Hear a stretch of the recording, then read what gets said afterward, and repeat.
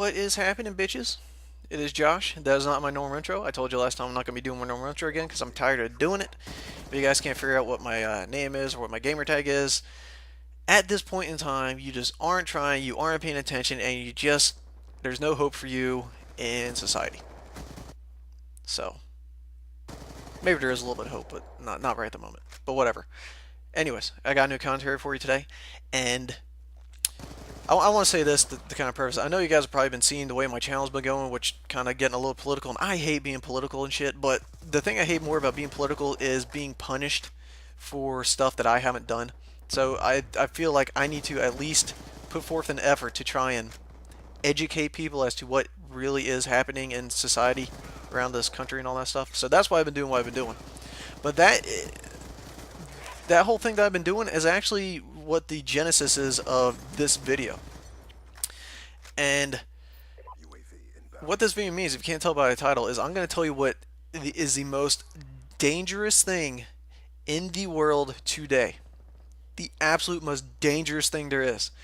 And I'm sure you're probably thinking, drugs, weapons, explosives, solar flares, nuclear radiation. No, it's none of that stuff. The most dangerous thing in the world, in existence, in the time that we live today, is the media. I'm sure you probably weren't expecting that, but that is the sad truth. The media, if you don't exactly know what that is, that's the people that tell you, they report, quote unquote, the news.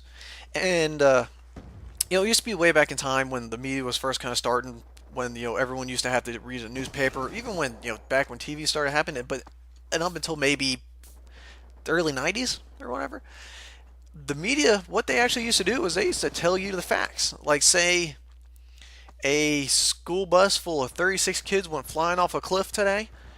Obviously, that's kind of terrible for everyone else to think would believe that. But what the media would actually tell you is to say, in other news today, a school bus full of 36 children went careening off a cliff, and then they move on to another story.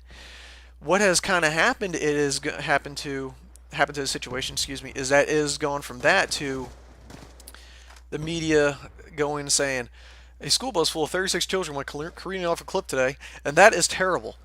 So they would tell you how that you should feel after hearing that story, right? But now what has even happened is they have gone to where the situation be a school bus full of 36 children has careened off a cliff today, and that is terrible, and we should blame blah, blah, blah, blah. We should blame the driver. We should blame the person that made the school bus. That is what the media has come to. They have gone from telling you what happened to what happened and how you should feel, and then what happened, how you should feel, and then who was the actual cause of this. And that, in and of itself, is absolutely asinine. It is not the media's job to tell you what your emotion should be, who you should be angry at. It's not none of that nonsense. That's not what the media is supposed to do. But that is the world in which we live. We have all these people that essentially, really, if you don't know yet, pay attention to people that just listen to people talk and all this sort of shit.